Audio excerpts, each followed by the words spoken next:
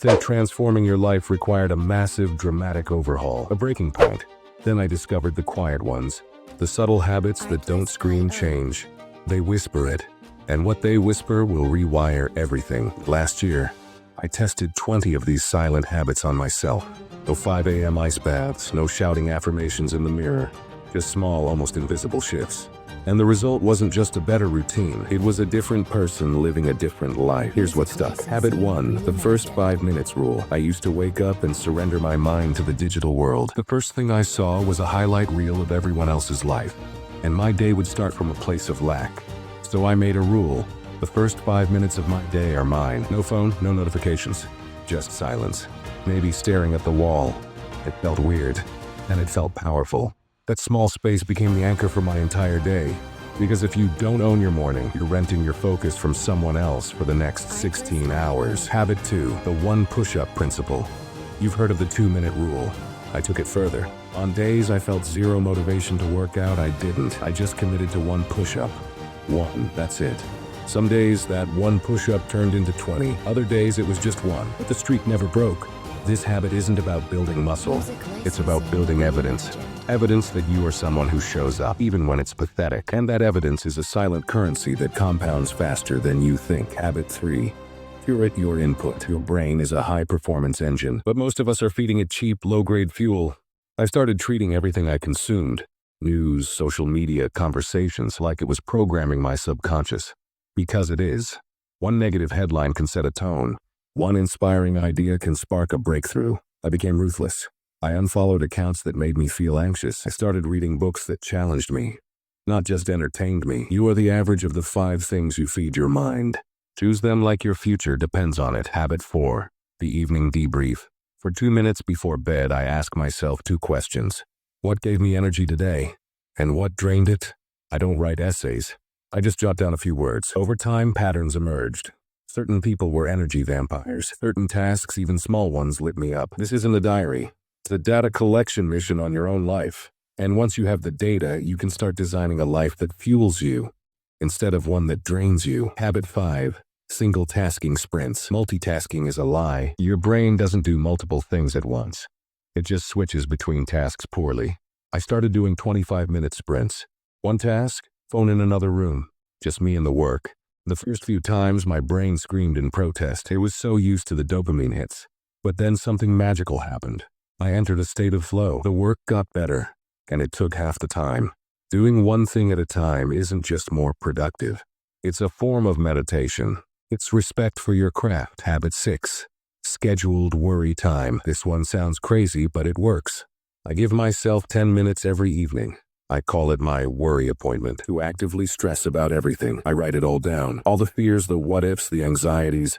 And when the timer goes off, I close the notebook. If a worry pops up outside that time, I tell it, not now. You have an appointment at 8 p.m. This habit silently trains your brain that the world is not an emergency. It contains the chaos. It gives you back control over your own mind. Habit 7, the phone-free commute. Whether you're driving or walking, try it. No podcast, no music. Just you and your thoughts. At first, it's unbearably boring. Your brain will itch for stimulation. But that boredom is the fertile ground where your own original thoughts begin to grow. Some of my best ideas, the ones that never would have come from a podcast, surfaced in that quiet space. Your mind is waiting to talk to you. You just have to be quiet enough to listen. Habit 8, the do it now threshold. If a task will take less than 60 seconds, I do it immediately. Hanging up my coat, putting the dish in the dishwasher, sending that quick text.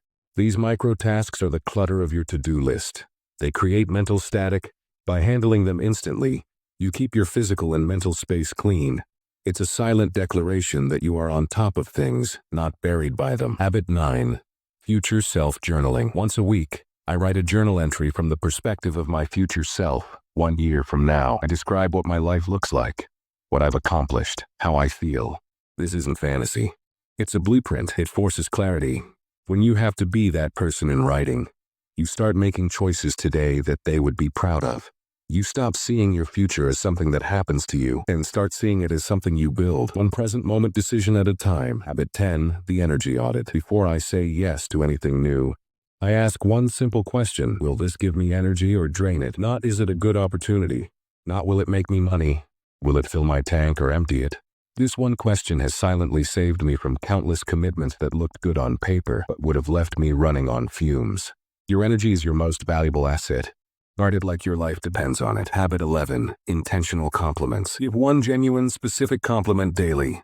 It rewires your brain to look for the good. Habit 12. The "and then what" drill. Before a decision, ask this 3 times to see the real chain of consequences. Habit 13. Touch it once. Handle emails and messages only once. Decide, act, delegate, or delete. No more rereading. Habit 14. The savings sprint. With every non-essential purchase, move the same amount of money into savings. It silences impulse buys. Habit 15. Learn to explain. Try to explain a complex concept you just learned in simple terms. It reveals what you actually understand. Habit 16. Greet the day. A simple, intentional moment, a deep breath, looking at the sky before you step outside. Habit 17. The hardest first. Do the one task you're dreading first. The relief and momentum are intoxicating. Habit 18. Digital fasting. 1 meal a day, completely screen-free. Reclaim the lost art of just eating, just thinking. Habit 19. Active appreciation. Don't just feel grateful. Express it. Send one thank you text a day for no reason. Habit 20. The identity shift. Stop saying "I have to" and start saying "I get to." It transforms obligation into privilege. Look, none of these habits are loud. They don't make for a dramatic before and after photo. They work in the background, like software updates for your soul. You won't wake up tomorrow a completely new person, but you will wake up having made one small choice: to own your morning, to protect your energy, to show up for one pathetic push-up. And that choice, repeated silently day after day, is what builds a life you don't feel the need to escape from. A life of quiet confidence, of inner gravity. The transformation isn't an event. It's the slow, silent accumulation of all the tiny times you decided you were worth the effort. Oh, which one will you start with?